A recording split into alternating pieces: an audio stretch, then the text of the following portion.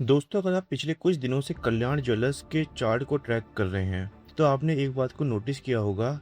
भले ही ईरान और अमेरिका की वार की वजह से मार्केट थोड़ा कमज़ोर चल रहा है, लेकिन कल्याण ज्वेलर्स का शेयर रुकने का नाम ही नहीं ले रहा है। पिछले 3 ट्रेडिंग सेशन में इस स्टॉक ने 44% से ज़्यादा का शानदार उछाल दिखाया है, जिससे इसके मार्केट कैप में सीधे 11,500 करोड़ रुपए जुड़ चुके हैं। लेकिन इस वर्टिकल तेजी और डेली टाइम फ्रेम के इस सॉलिड मार्कअप स्टेज के पीछे चल क्या रहा है? क्या यह सिर्फ एक अस्थायी हाइप है या फिर स्मार्ट मनी इसमें कुछ बहुत बड़ा ट्रिगर दिख रही है? आज के इस वीडियो में हम सिटी की इस रिपोर्ट की बात करेंगे जिसने कहा कि यह स्टॉक यहां से डबल हो सकता है, और समझेंगे बोफा यानी कि बैंक ऑफ अमेरिका के 385 करोड़ के निवेश के पीछे का लॉजिक। तो वीडियो को पूरा जरूर देखिए। चलिए सबसे पहले बात करते हैं उन कारणों की जिन्होंने इस रैली में आग लगाई है। तो नंबर 1 है सिटी की बुलिश कॉल। हाल ही में कंपनी ने अपने Q1 के फाइनेंशियल रिजल्ट को दिखाया है।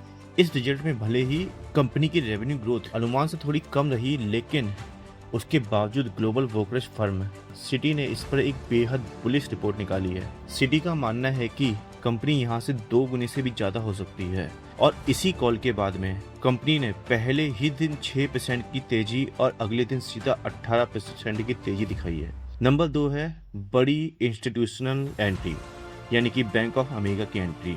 जब कोई स्टॉक इतना भागता है तो रिटेल ट्रेडर्स उससे डरते हैं, लेकिन एक बड़ा इंस्टीट्यूट इसमें ब्लॉक डील करता है।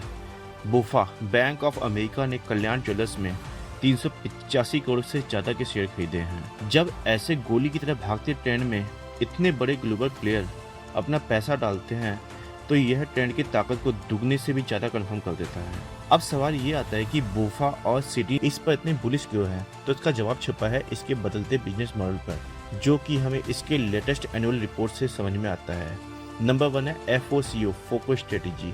अब कल्याण ज्वेलर्स ज्यादा पूंजी खर्च करने वाले रिटेल मॉडल से निकलकर एक कम पूंजी वाले फ्रेंचाइजी मॉडल पर शिफ्ट हो चुका है। पैसा फ्रेंचाइजी पार्टनर का लगता है और ऑपरेशन का पूरा कंट्रोल कल्याण ज्वेलर्स के पास रहता है। इस वजह से इसका रिटर्न ऑन कैपिटल एम्प्लॉयड यानी कि ROCE लगभग 19.8 पर चल रहा है। नंबर 2 कारण है बहुत तेजी से अपने कर्ज को कम करना। कंपनी लगातार अपना कर्ज कम कर रही है। पिछले 2 साल में इन्होंने अपना कर्ज 5,170 मिलियन से कम कर दिया है। नंबर 3 है हाई मार्जिन प्रोडक्ट पर फोकस। यह अब प्लेन गोल्ड के बजाय अब हाई मार्जिन वाली स्टडेड ज्वेलरी, डायमंड और कीमती पत्थर को बहुत आक्रामक तरीके से प्रमोट कर रहा है, जिसमें इसकी रेवेन्यू ग्रोथ 46% ईयर और ईयर रही है। तो अब जानते हैं चार्ट को और समझते हैं इसकी ट्रेडिंग स्ट्रेटेजी। एक बात का ध्यान रखो, फंडामेंटल कितने भी मजबूत हो, भागते हुए स्टॉक के पीछे कभी आंख बंद के नहीं भागा जाता। अब हम इसके चार्ट को देखते हैं तो देखते हैं कि पहले स्टॉक काफी ज्यादा गिरा हुआ था, फिर यहाँ पे क्या हुआ, इसमें थोड़ा वॉल्यूम आया है, बड़े बड़े इंस्टीट्यूट ने पैसा डाला है, और यहाँ से एकदम शार्प रैली के साथ में स्टॉक मार्कअप स्टेज तक जा चुका है।